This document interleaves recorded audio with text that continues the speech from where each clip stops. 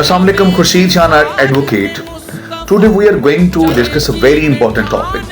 99.9% are those who do not know. जो नहीं जानते, जिनको नहीं पता होता कि अगर उनकी जमानत कंफर्म हो जाए या पोस्ट टेस्ट बेल अलाउ हो जाए तो दे थॉट दैट उनका केस खत्म हो गया, लेकिन ऐसा नहीं है.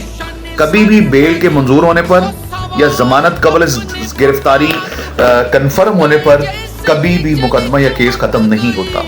उसके लिए हमेशा जिनके खिलाफ मुकदमा दर्ज हो उनका फर्ज बनता है कि वो उस मुकदमे की ट्रायल कोर्ट से फौरन राब्ता करें, ट्रायल कोर्ट से जो है वो अपनी इंफॉर्मेशन लेते रहें through the council. It is also the duty of the council that he should inform to his client that he should contact to the lawyer for the proceeding of trial.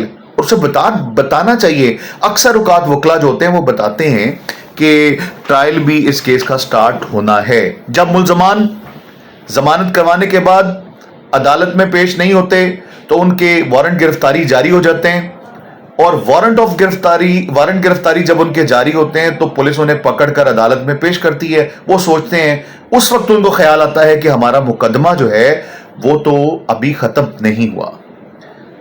Investigation officer of the case वो इस मुकदमे का चालान जो है बनाकर उसे पास करवा के कोर्ट में पेश करता है, जहां से प्रोसीडिंग ऑफ 173 की रिपोर्ट जो होती हैं, FIR की चालान की रिपोर्ट जो है वो कोर्ट में सबमिट होती है, उसकी प्रोसीडिंग स्टार्ट हो जाती है.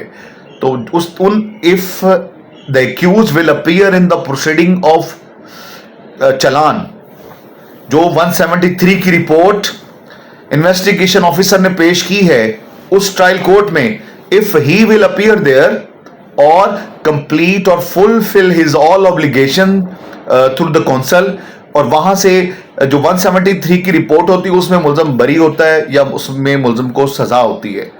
तो अगर मुकदमा क्लियर करवाना है, मुकदमा खत्म करवाना है, वो उसी सूरत में होगा कि when he will discharge, when he will acquitted from the case after proceeding of trial.